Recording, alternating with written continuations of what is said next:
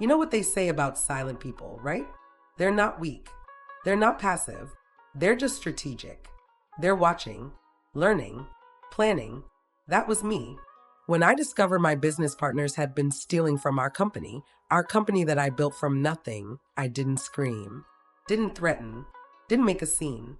I just got quiet, real quiet. And that silence, that was the beginning of their downfall. My name's Jordan. I'm 42 years old, and I spent 8 years building a successful marketing agency from the ground up.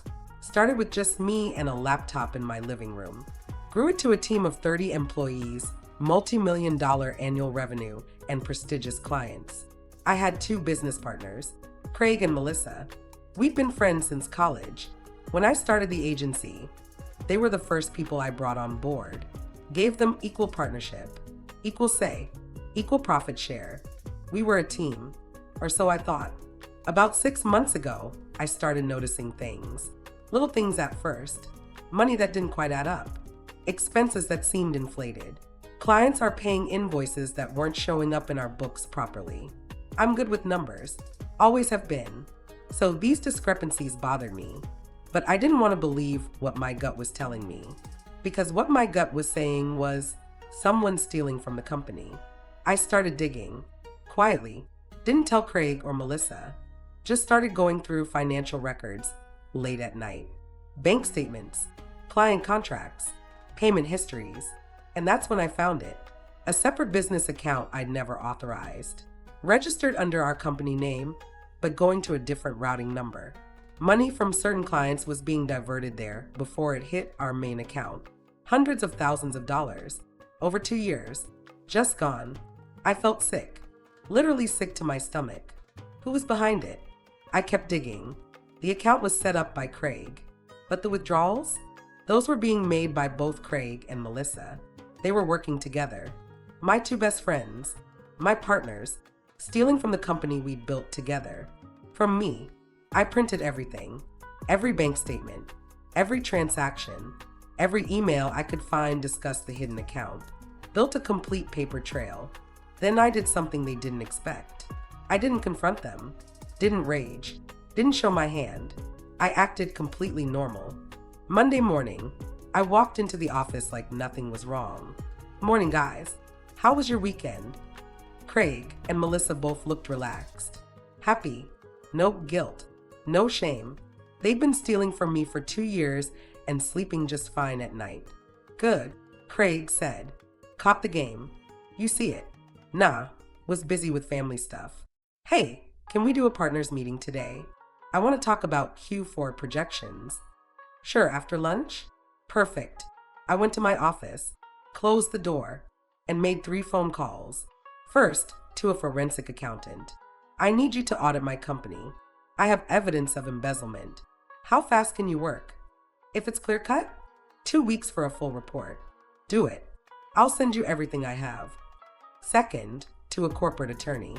I need to know my legal options for removing business partners who've been stealing. How much evidence do you have? Enough to bury them. Good. Let's meet tomorrow. Third, to my personal banker. I need to freeze all company accounts and move them to new ones. Today. That's a big move, Jordan. Are you sure? Completely sure. I'll explain later. By 2 p.m., I'd set everything in motion. The forensic accountant had my files. The lawyer was reviewing my partnership agreement. The bank accounts were frozen and new ones were opened with only my name on them. Craig and Melissa had no idea. For 2 weeks, I played the role perfectly. Happy business partner. Trusted friend. Nothing wrong. All while building my case behind the scenes. The forensic accountant worked fast. Confirmed everything I'd suspected. Craig and Melissa had been siphoning money through fake vendors, inflated expenses, and that secret account. Total amount stolen, $847,000, nearly $1 million, from the company I'd built. From me. My attorney reviewed everything. This is fraud, clear-cut embezzlement. You have several options. Civil lawsuit, criminal charges, or you can force them out of the partnership. What's the cleanest way to destroy them professionally while protecting the company? He smiled. I like how you think. Here's what we do. During those 2 weeks, Craig and Melissa acted completely normal, came to work, attended meetings, smiled at my face, made plans for the company holiday party, talked about next year's growth strategy, discussed hiring more people, all while knowing they'd stolen nearly $1 million from our company. The cognitive dissonance was stunning. How could they look me in the eye every day? But I played along because I needed them relaxed, unsuspecting, confident that they'd gotten away with it. On Friday of the second week, I called a partners meeting. Hey guys, we need to do our quarterly review. Can you both come in on Saturday morning? I know it's the weekend, but I want to knock this out. Sure, Craig said. What time? 9 a.m.? I'll bring coffee and bagels. Sounds good. Melissa nodded. I'll be there.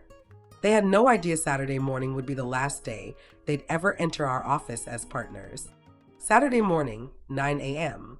I arrived at the office early, set up the conference room, bagels and coffee like I promised, but also printed copies of the forensic audit, copies of all the evidence, and 2 other people, my attorney, and a police detective specializing in white-collar crime. When Craig and Melissa walked in, they saw the bagels and coffee first, smiled. Then they saw the attorney and detective. The smiles disappeared. Jordan, what's going on? Craig asked. Sit down, both of you.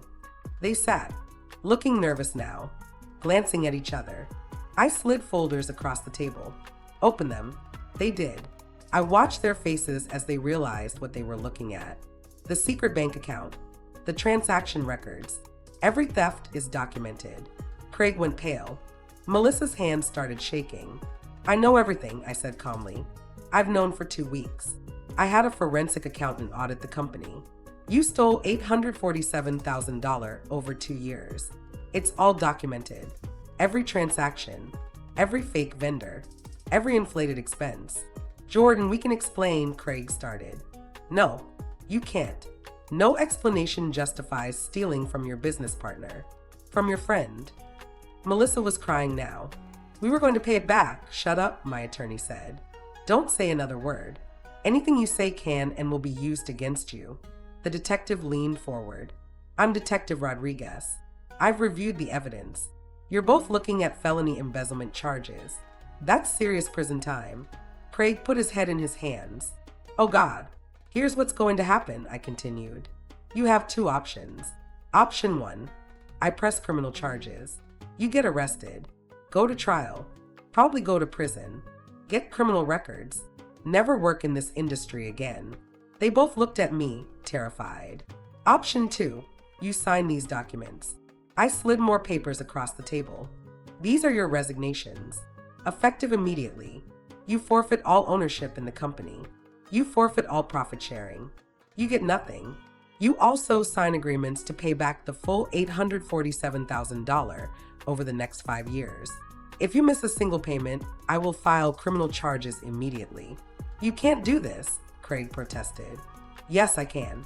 Read your partnership agreement. Section 12, Clause C. Gross misconduct, including theft or fraud, results in immediate termination of the partnership with no buyout. You signed this 8 years ago. My attorney nodded. It's ironclad. You either sign these documents or you get arrested. Your choice. Craig looked at Melissa. She was sobbing. We have to sign, she whispered. We have kids. I can't go to prison. You should have thought about that before stealing, I said coldly. They signed. Both of them. Gave up everything.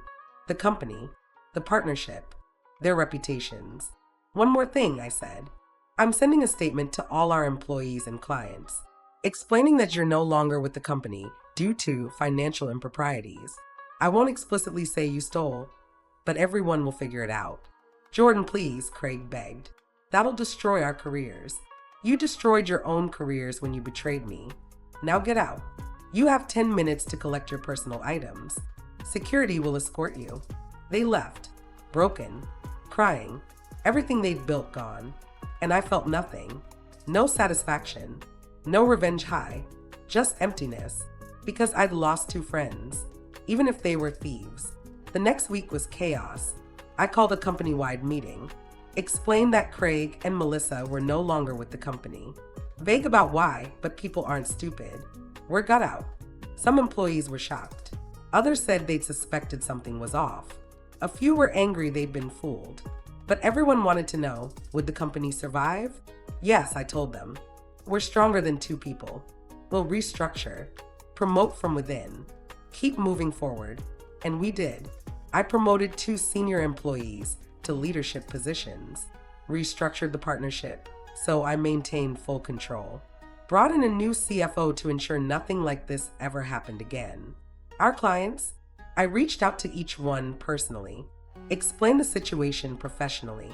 We had a personnel issue that's been resolved. Your projects are secure. Your contracts are honored. We're moving forward stronger than before. Some clients left. Most stayed. A few even said they respected how I handled it. Within 3 months, we'd stabilized. Within 6 months, we'd grown. People wanted to work with a company that had integrity. That held people accountable. Craig and Melissa, they tried to start their own agency. No one would work with them. Word had spread in the industry about what they'd done. Stealing from your business partner is career suicide in our world. Last I heard, Craig was working at a corporate marketing department, entry-level position despite his experience. Melissa left the industry entirely. They're making their monthly payments on the $847,000 they owe me. Every month, like clockwork. It'll take them 5 years. 5 years of being reminded of what they did, what they lost. People ask me why I stayed quiet for those 2 weeks. Why didn't I confront them immediately when I found out? Because silence is power. If I'd confronted them right away, they would have lied, made excuses, maybe even destroyed evidence, maybe even tried to turn it around on me somehow. But by staying quiet, by gathering evidence, by building an airtight case, I gave them no escape, no way to twist the narrative, no ability to make themselves the victims. My silence wasn't a weakness. It was a strategy. I watched them, documented everything, built a case so strong they had no choice but to sign away everything they'd stolen. And you know what I learned? The people who betray, you are always confident you'll never find out. They get comfortable, careless. They think you're too trusting, too naive, too busy to notice. That's when you strike, when they least expect it, when they're most vulnerable. Craig and Melissa thought they'd gotten away with it, thought they were smarter than me, thought I'd never figure it out. They were wrong, and their mistake cost them everything. It's been 2 years since I removed Craig and Melissa from the company. The business is thriving. We've doubled our revenue, expanded to a second office, won awards for our work. And every month, I receive 2 checks. One from Craig, one from Melissa, payments on their debt. Some people say I should have pressed criminal charges, that letting them avoid prison was too lenient.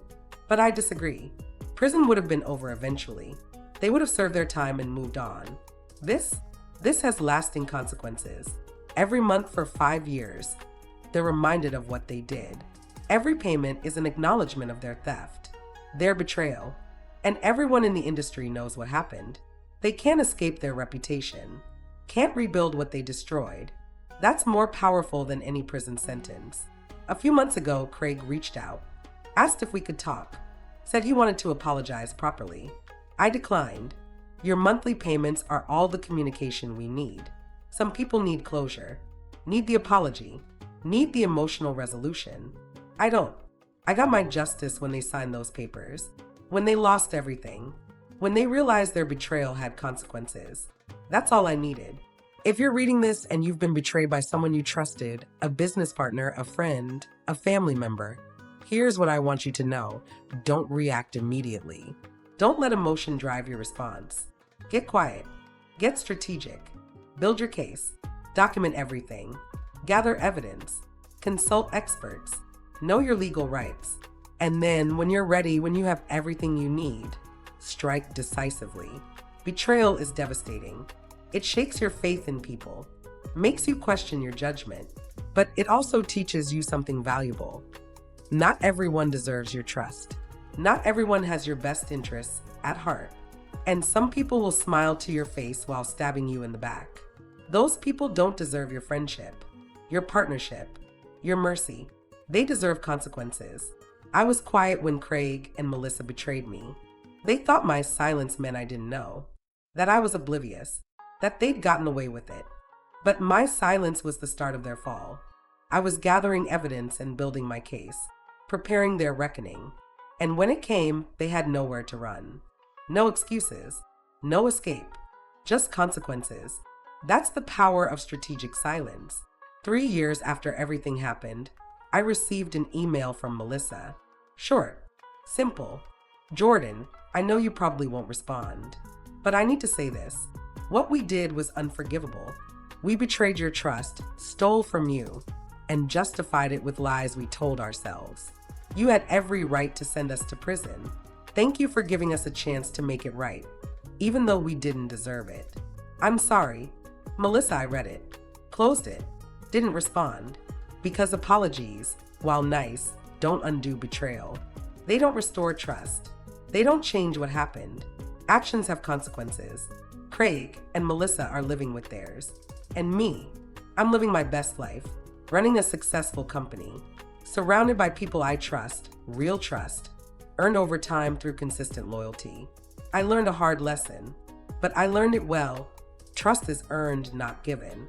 And when someone betrays that trust, silence isn't weakness. It's power.